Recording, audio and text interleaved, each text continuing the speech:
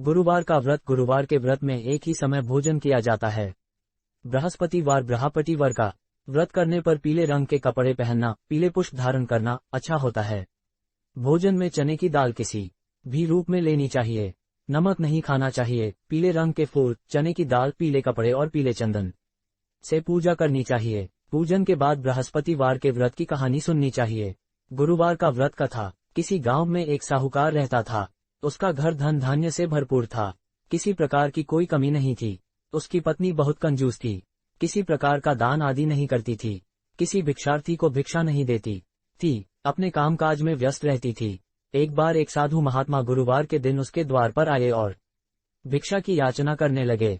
वह घर को लीप रही थी। बोली, महाराज अभी तो मैं काम में व्यस्त हूँ, आप बाद में आना। साधु महाराज खाली हाथ लौट गए। कुछ दिन बाद वही साधु महाराज फिर भिक्षा मांगने आए।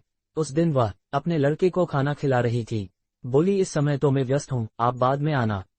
साधु महाराज फिर खाली हाथ चले गए। तीसरी बार फिर आए, तब भी व्यस्त होने के कारण भिक्षा देने में असमर्थ होने की बात कहने लगी। तो साधु महाराज बोले, यदि तुम्हारे पास समय ही समय हो, कुछ काम ना हो, तब क्या तुम मुझे भिक्षा दोगी? साहूकारनी बोली, यदि ऐसा हो जाए तो आपकी बड़ी कृपा होगी। महात्मा बोले, मैं तुम्हें उपाय बता देता हूँ। तुम बृहस्पतिवार के दिन देर से उठना, आंगन में पौंछा लगाना, सभी पुरुषों से हजामत आदि जरूर बनवा लेने को कह देना, स्त्रियों को सर धोने को और कपड़े धोने को कह देना।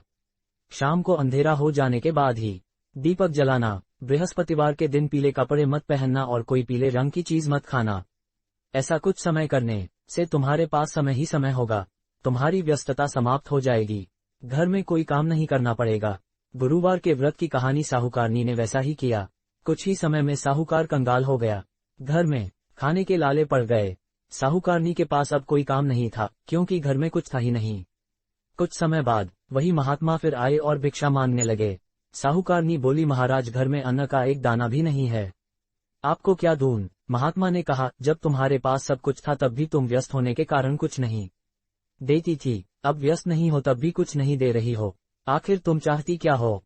गुरुवार के व्रत की कहानी। सेठानी हाथ जोड़कर प्रार्थना करने लगी, महाराज मुझे क्षमा करें, मुझसे भूल हुई। आप जैसा कहेंगे मैं वैसा ही करूंगी। कृपया ऐसा उपाय बताओ कि वापस मेरा घर धान्य से भरपूर हो जाए। महाराज बोले, जैसा पहले बताया था उसका उल्टा करना है।